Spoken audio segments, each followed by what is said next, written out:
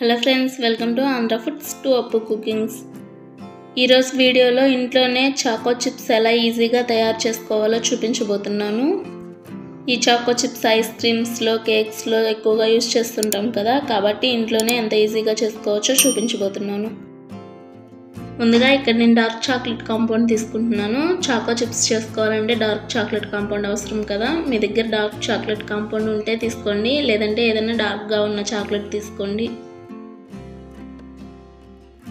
Next ఒక bowl తీసుకొని ఈ చాక్లెట్ కాంపౌండ్ని ఎంత చిన్న చిన్న పీసెస్గా కట్ చేసుకోగలిగితే అంత చిన్నగా కట్ చేసుకోండి.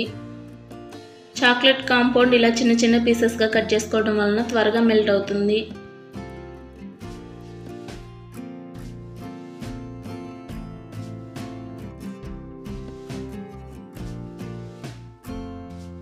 చాక్లెట్ కాంపౌండ్ అంతా ఇలా కట్ చేసుకున్న తర్వాత ఈ బౌల్ని ఒక పక్కన పెట్టేసుకొని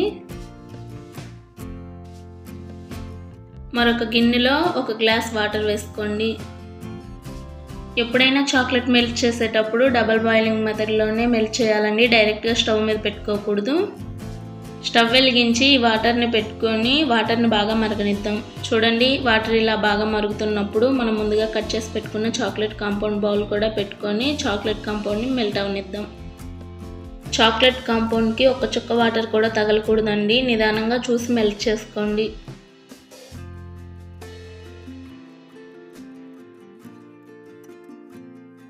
చూడండి, కాంపౌండ్ మెల్ట్ అవడం స్టార్ట్ అయింది.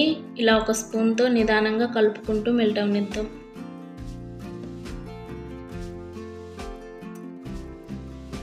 స్పూన్తో ఇలా కలుపుతూనే ఉండాలండి, లేకుంటే చాక్లెట్ అడుగంటేస్తుంది.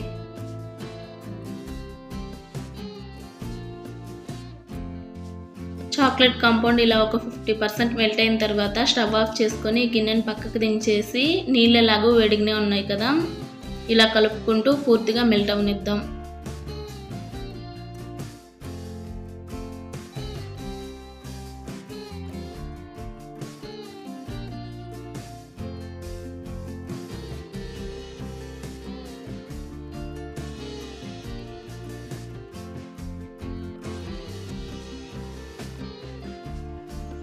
చూడండి, ఒక 3-4 నిమిషాలకి చాక్లెట్ కాంపౌండ్ కంప్లీట్గా మెల్ట్ అయిపోయింది.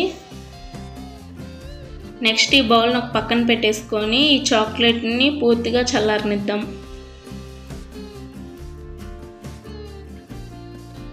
నాకు ఇక్కడ ఒక 5 నిమిషాలకి చాక్లెట్ పూర్తిగా చల్లారిపోయిందండి. మరొకసారి ఇలా బాగా కలిపేసుకొని ఒక పైపింగ్ బ్యాగ్లో వేసేసుకుందాం. ఇక్కడ నేను బటర్ పేపర్తో పైపింగ్ బ్యాగ్ చేసుకున్నానండి. మీ దగ్గర ఇలా కనుక లేకుంటే నార్మల్ మిల్క్ కవర్ ఉంటుంది కదా, ఆ కవర్లో అయినా వేసేసుకోండి.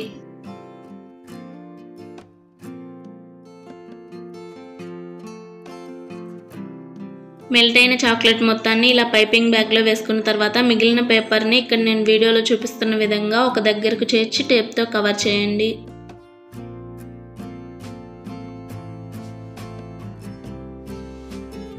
చూడండి, మీరు మిల్క్ కవర్తో చేసుకున్నా కానీ ఇలా కోన్ షేప్లో వచ్చేటట్లు చేసుకోవాలండి.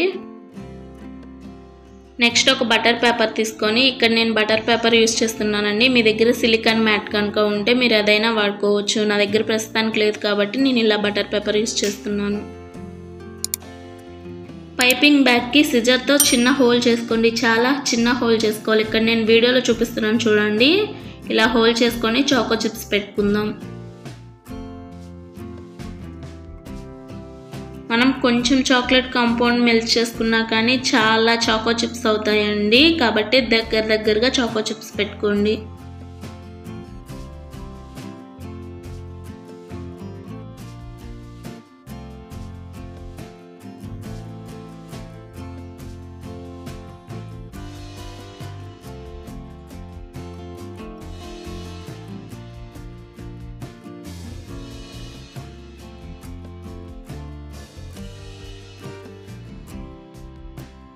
ఇలా చాకో చిప్స్ అన్నిటిని పెట్టుకున్న తర్వాత ఒక గంట పాటు ఫ్రిడ్జ్లో పెట్టుకుందాం. మీ దగ్గర ఫ్రిడ్జ్ ఉంటే కనుక ఫ్రిడ్జ్లో పెట్టుకోండి, ఫ్రిడ్జ్ లేకుంటే ఒక గంటన్నర బయట పెట్టుకోండి. ఇక్కడ మెల్ట్ అయిన చాక్లెట్ ఇంకొంచెం మిగిలి ఉంటే మరో బటర్ పేపర్ మీద ఇలా చాకో చిప్స్ పెట్టుకొని ఇవి కూడా ఫ్రిడ్జ్లో పెట్టుకుంటున్నానండి. 1 గంట తర్వాత చాకో చిప్స్ అన్నీ గట్టిపడ్డాయండి. ఊరక ఇలా పేపర్ని కదిలిస్తేనే అన్నీ ఊడిపడుతున్నాయి చూడండి.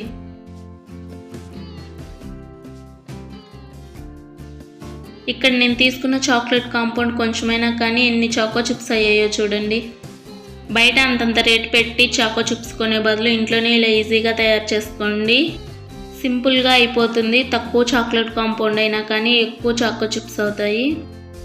చాక్లెట్ కాంపౌండ్ దొరకడం కొంచెం కష్టం అనుకుంటున్నారేమో, ఆన్లైన్లో ఈజీగానే దొరుకుతుందండి. నేను కూడా ఆన్లైన్ నుండి తెప్పించుకున్నాను. ఒకసారి ఆన్లైన్లో చెక్ చేయండి. ఎన్ని చాకో చిప్స్ అయ్యాయో చూడండి. ఇవన్నీ ఒక ప్లేట్లోకి తీసేసుకుందాం.